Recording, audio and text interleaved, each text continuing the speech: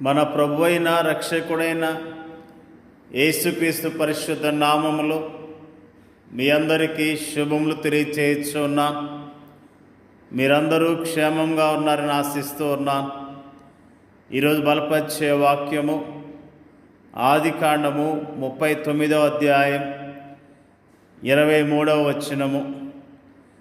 యెహోవా అతనికి తోడై ఉండెను కనుక ఆ చెరసాల అధిపతి అతని చేతికి అప్పగింపబడిన దేని గూర్చి విచారణ చేయక ఉండెను.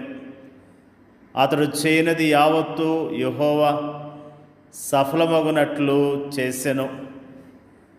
యోసేపు యొక్క జీవితము ఎంతో అద్భుతమైనది. ప్రారంభ దినాల్లో తండ్రి దగ్గర ఎంతో సంతోషంతో చక్కగా అతని జీవితం కొనసాగింది. అతని తల్లిదండ్రులు ఐశ్వర్యవంతులు, అతన్ని అధికంగా ప్రేమించారు. తండ్రి అతన్ని అధికంగా ప్రేమించాడు. తండ్రి తన కుమారుని పట్ల ఎంతో శ్రద్ధ చూపించినట్లుగా దేవుని యొక్క వాక్యము ఎంతో స్పష్టంగా తెలియజేస్తున్నది. వీటన్నిటికీ మించి దేవుడు అతనికి జ్ఞానము, సామర్థ్యము, అందము, సద్గుణం లాంటి అధికమైన ఆధిక్యతలను ఇచ్చాడు. దేవుని అందలి అతని ప్రేమ అతన్ని అమితముగా ఆశీర్వదించింది. వీటన్నిటి ఫలితముగా అన్నలు అతన్ని ద్వేషించడం ప్రారంభించారు. అక్కడే అతనికి కష్టాలు ప్రారంభమయ్యాయి. యోసేపు ప్రారంభ దినాల్లో సుఖంగా జీవించాడు. కానీ యవ్వన ప్రాయంలోనికి అడుగు పెడుతున్న సమయాల్లో అతని జీవితంలో ఎన్నో కష్టాలను ఎదుర్కొన్నట్లుగా దేవుని యొక్క వాక్యము స్పష్టంగా తెలియజేస్తున్నది. ఆదికాండములో యోసేపు గురించిన విషయాలు మనందరికీ తెలిసినవే. సొంత అన్నలు అతన్ని అమ్మివేశారు. అతన్ని బాగా మాటలతో బాధ పెట్టారు. అతని గురించి మరి చాలా చెడుగా చెప్పుకున్నారు. అంతేకాకుండా అతన్ని అమ్మివేసినప్పుడు అతడు యోసేపు ఐగుప్తులో బానిసగా మరొక వ్యక్తికి అమ్మివేయబడ్డాడు. అతని జీవితంలో అనుకోకుండా వచ్చిన పరిస్థితులు అతన్ని ఎంతగానో కృంగదీసినాయి. మరి ఐగుప్తు దేశంలో అతడు ఒంటరిగా ఉన్నప్పటికీ యోసేపు దేవుని ఆశ్రయించి దేవుని మీద ఆశ పెట్టుకొని జీవించినట్లుగా దేవుని యొక్క వాక్యము ఎంతో స్పష్టంగా తెలియజేస్తున్నది. ప్రతి విషయములో దేవుని సహాయాన్ని పొందుకుంటూ వచ్చాడు. దేవుని యొక్క కాపుదలను పొందుకున్నాడు. దేవుడిచ్చే ఆదరణ పొందుకున్నాడు. పరాయి దేశములో, పరాయి ప్రాంతంలో, తన వారంటూ ఎవరూ లేని ప్రదేశంలో అతనికి ఏకైక స్నేహితుడు దేవుడే అన్న విషయాన్ని మనం జ్ఞాపకం చేసుకుంటూ ఉన్నాం.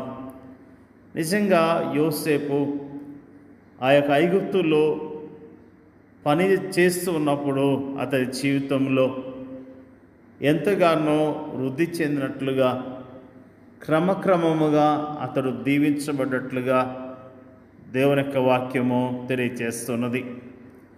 ఊహించని రీతిగా ఆ ఇంటి యజమానురాల ద్వారా పెద్ద సమస్య ఎదుర్కోవాల్సి వచ్చింది. పాపానికి దూరముగా పారిపోవటం ద్వారా యజమానుడి యొక్క భార్య పగబట్టి అతని గురించి చెడుగా చెప్పి చెరసాల్లో వేయించినట్లుగా దేవుని యొక్క వాక్యము తెలియజేస్తున్నది. ఆ చెరసాల్లో ఉన్నప్పుడు దేవుడు అతనికి తోడుగా ఉన్నట్లుగా మనం జ్ఞాపకం చేసుకుంటున్నాం. అయితే యెహోవా యోసేపునకు తోడై ఉండి అతని యందు కనికెరపడి అతని మీద ఆ చెరసాల యొక్క అధిపతికి కటాక్షం కొన్నట్లు చేసెను. చెరసాల అధిపతి ఆ చెరసాల్లో ఉన్న ఖైదీలందరినీ యోసేపు చేతికి అప్పగించెను. వారు అక్కడ ఏం చేసిరో అదంతయు అతడే చేయించువాడు. యెహోవా అతనికి తోడై ఉండెను కనుక ఆ చెరసాల అధిపతి అతని చేతికి అప్పగింపబడ్డ దేని గూర్చియు విచారణ చేయక ఉండెను.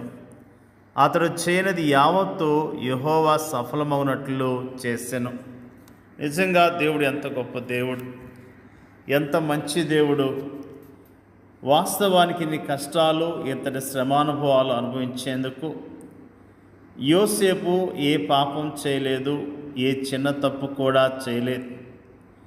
అయినప్పటికీ అతడు తన శ్రేష్టమైన యవ్వన కాలాన్ని కష్టాల్లోనూ, శ్రమల్లోనూ, నిందల్లోనూ, అవమానాలను గడపవలసి వచ్చింది. అది ఆనాటి యోసేపు పరిస్థితి. ఆనాటి సామాజిక పరిస్థితికి అతని జీవితం అద్దం పడుతుంది. పరిస్థితులు ఈనాడు ఏం మారాయని, ఈనాటి సామాజిక పరిస్థితి ఏం మెరుగైందని, ఆనాటి మానసిక, కుటుంబ, సాంఘిక, సామాజిక పరిస్థితులే ఈనాడు కూడా ఉన్నాయి. ఈనాడు మనము కూడా అలాంటి పరిస్థితుల్ని ఎదుర్కొంటూ ఉన్నాం. యెహోవా అతనికి తోడై ఉండెను అనే మాటను గమనించాలి. యోసేపు గుంటలోని ఒంటరితనంలోను, బానిసత్వంలోను, చెరసాలను, ఆ తర్వాత ఐగుప్తు పరిపాలనలో కూడా అతడు ప్రశాంతతను, పరిశుద్ధతను ప్రదర్శించడానికి గల తాళం చెవి ఇదే. ఈనాడు శ్రమలను, కష్టాలు మనం ఎలా ఎదుర్కొనగలము? దేవుని వైపు చూడటం ద్వారానే. ప్రార్థన, వాక్యము, నిజమైన విశ్వాసుల సహవాసం ద్వారానే. ప్రార్థన మనకు దైవిక నడిపింపును, శక్తినిస్తుంది. దేవుని వాక్యం మనకు దైవిక జ్ఞానంనిస్తుంది. అభ్యాసం చేత మేలు కీడులను వివేచించుటకు సాధకం చేయబడిన జ్ఞానేంద్రియములు కలిగిన అనుభవజ్ఞులైన విశ్వాసుల సహవాసము మనకు సరియైన సలహాలను ఇస్తుంది. ప్రేమైన దేవుని బిడ్డలారా, యోసేపు జీవితం ద్వారా దేవుడు మనకు అనేకమైన పాఠాలను నేర్పిస్తూ ఉన్నాడు. నిజముగా యోసేపు ఓర్పు కలిగి ఉన్నాడు, ఓర్చుకున్నాడు, ప్రభు కొరకు నిలబడ్డాడు, సాక్ష్యాన్ని నిలుపుకున్నాడు. అతడు ఎంతగానో దీవించబడ్డాడు. ఈ దినాల్లో కూడా మనం ఇలాంటి పరిస్థితులు గుండా వెళ్తున్నప్పుడు మన సాక్ష్యాన్ని కాపాడుకుందాం, మన విశ్వాసాన్ని కాపాడుకుందాం.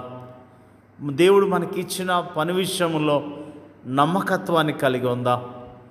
మరి నిజముగా యోసేపు దేవునికి విధేయత చూపించడం ద్వారా ఎంతగానో దీవించబడ్డాడు. దేవుని మాట వినటం ద్వారా దీవించబడ్డాడు. నిజంగా మనం కూడా దేవుని మీద ఆధారపడదాం. దేవుడిచ్చే ఆశీర్వాదాలు పొందుకొని ఆయన కొరకు జీవిద్దాం. దేవుడి యొక్క వాక్యాన్ని దీవించునుగాక. పరిశుద్ధుడైన తండ్రి, నీకు స్తోత్రాలు. యోసేపు యొక్క జీవితాన్ని మాకు తేటగా తెలియజేసినందుకు నీకు స్తోత్రాలు. యోసేపు ప్రభువా నీకు భయపడి నీ కొరకు జీవించాడు, మంచి సాక్ష్యాన్ని పొందుకున్నాడు. అందును బట్టి స్తోత్రాలు తెలియజేస్తూ ఉన్నాం. అన్నదమ్ములు ఎంతగానో క్రూరముగా ప్రవర్తించారు, బానిసగా అమ్మివేశారు. మరి అక్కడి నుంచి ఇంకొక ప్రాంతంలో బానిసగా పనిచేశాడు. మరి అంతేకాకుండా శోధన వచ్చినప్పుడు, సత్యానికి నిలబడ్డప్పుడు అతడు చెరసాల్లో వేయబడ్డాడు. ప్రభువా నీ కొరకు నమ్మకత్వాన్ని కలిగిన యోసేపు జీవితాన్ని జ్ఞాపకం చేస్తున్నందుకు నీకు స్తోత్రాలు. మేము నీ ప్రజలముగా నమ్మకత్వం కలిగి యోగ్యముగా నీ కొరకు జీవించడానికి మీరే సహాయం చేయండి అయ్యా. స్తోత్రాలు అయ్యా. శ్రమల్లో ఉన్నవారిని జ్ఞాపకం చేసుకోండి, నిందలు అవమానాల్లో ఉన్నవారిని జ్ఞాపకం చేసుకొని మీరు ఆదరించండి అయ్యా. ప్రార్థన చేయించున్నాం. ఎలాంటి శ్రమలు కష్టాలు వచ్చినా ప్రభు మాకు తోడై ఉన్నాడనే ధైర్యం కలిగి విశ్వాసంతో జీవించడానికి నీ కృపను మెండుగా దయచేయమని యేసుక్రీస్తు నామంలో అడుగుచున్నాం తండ్రి. ఆమేన్.